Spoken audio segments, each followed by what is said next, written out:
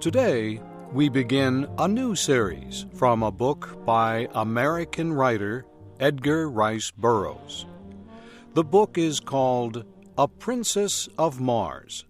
It is the first book in a series that Mr. Burroughs wrote about a man who travels to Mars during the last years of the 1800s. There, the man meets strange beings and sees strange sights. At first, he is a captive, then a warrior, and after many battles, a prince of a royal family. Shep O'Neill begins the story of A Princess of Mars.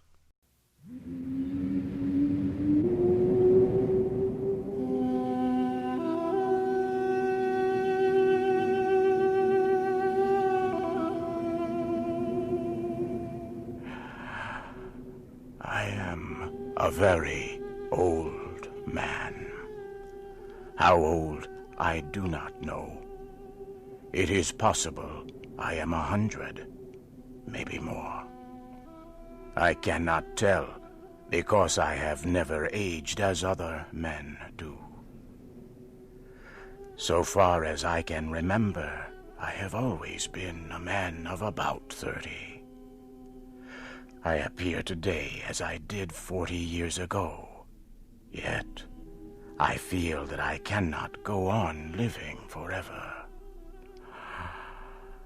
Someday, I will die the real death from which there is no escape. I do not know why I should fear death, I who have died 2 times and am still alive. I have never told this story. I know the human mind will not believe what it cannot understand. I cannot explain what happened to me. I can only tell of the 10 years my dead body lay undiscovered in an Arizona cave.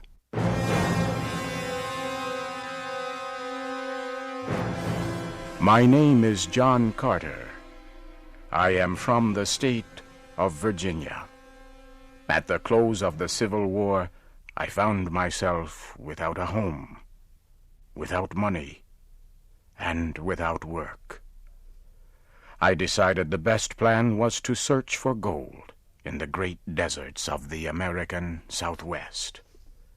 I spent almost a year searching for gold with another former soldier, Captain James Powell, also of Virginia. We were extremely lucky. In the winter of 1865, we found rocks that held gold. Powell was trained as a mining engineer. He said we had uncovered over $1 million worth of gold in only 3 months. But the work was slow, with only 2 men and not much equipment. So we decided Powell should go to the nearest settlement to seek equipment and men to help us with the work.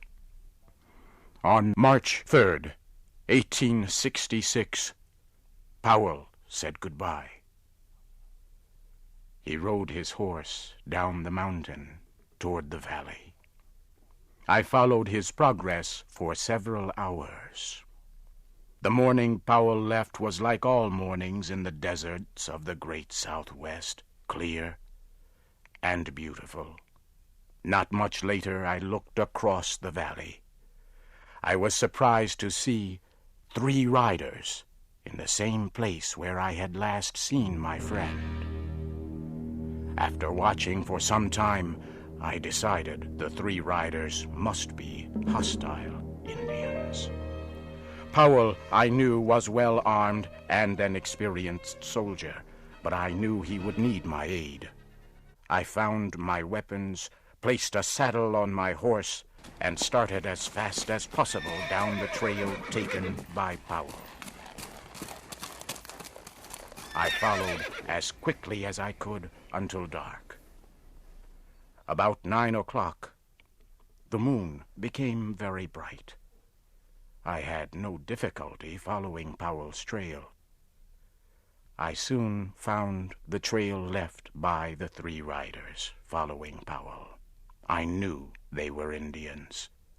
I was sure they wanted to capture Powell. Suddenly I heard shots far ahead of me. I hurried ahead as fast as I could. Soon I came to a small camp. Several hundred Apache Indians were in the center of the camp. I could see Powell on the ground. I did not even think about what to do. I just acted.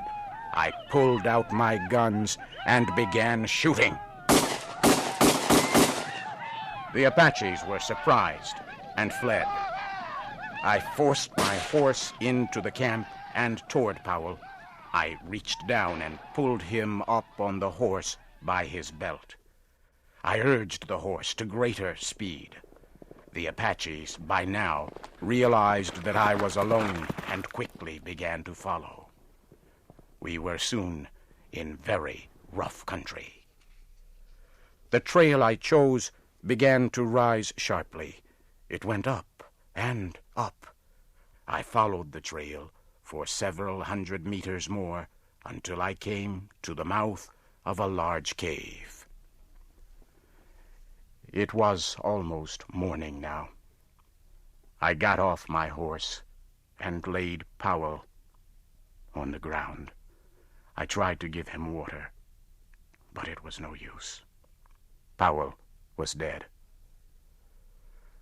I laid his body down and continued to the cave.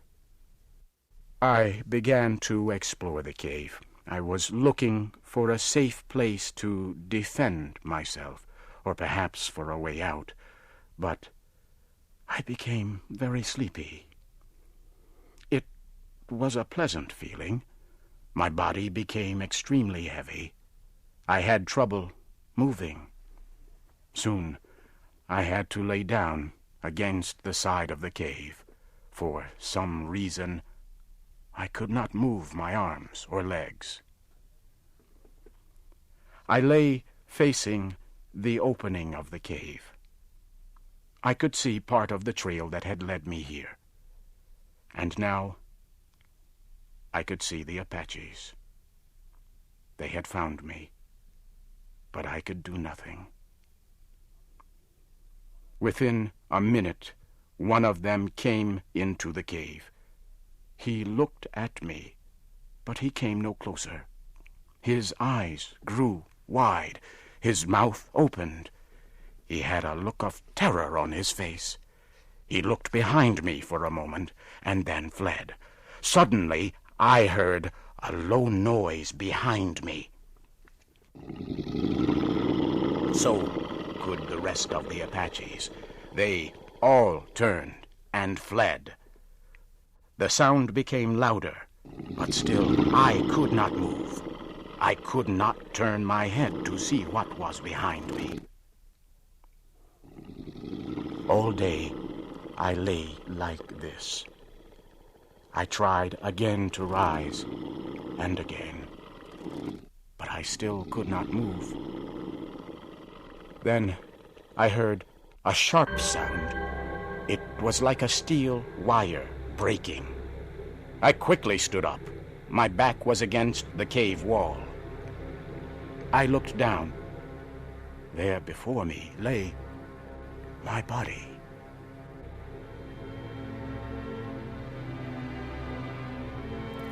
For a few moments, I stood looking at my body. I could not bring myself to touch it. I was very frightened. The sounds of the cave and the sight of my body forced me away. I slowly backed to the opening of the cave. I turned to look at the Arizona night. I could see 1,000 stars. As I stood there, I turned my eyes to a large red star. I could not stop looking at it. It was Mars, the red planet, the red god of war. It seemed to pull me near. Then For a moment, I closed my eyes. There was an instant of extreme cold and total darkness. Suddenly, I was in deep, dreamless, peaceful sleep.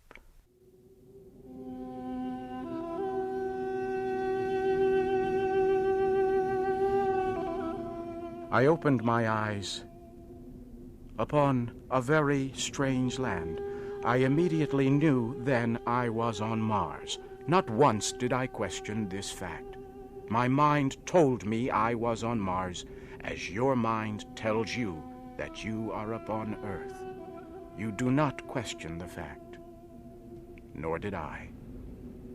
I found myself lying on a bed of yellow-colored grass that covered the land for kilometers. The time was near the middle of the day, and the sun was shining full upon me. It was warm. I decided to do a little exploring. Springing to my feet, I received my first Martian surprise. The effort to stand carried me into the Martian air to the height of about 1 meter. I landed softly upon the ground, however, without incident. I found that I must learn to walk all over again. My muscles were used to the gravity of Earth. Mars has less gravity. My attempts to walk resulted in jumps and hops, which took me into the air. I once landed on my face. I soon learned that it took much less effort for me to move on Mars than it did on Earth. Near me was a small, low wall. Carefully, I made my way to the wall and looked over. It was filled with eggs, some already broken open. Small, green creatures were in them. They looked at me with huge red eyes. As I watched the fierce-looking creatures, I failed to hear 20 full-grown Martians coming from behind me. They had come without warning. As I turned, I saw them. One was coming at me with a huge spear, with its sharp tip pointed at my heart.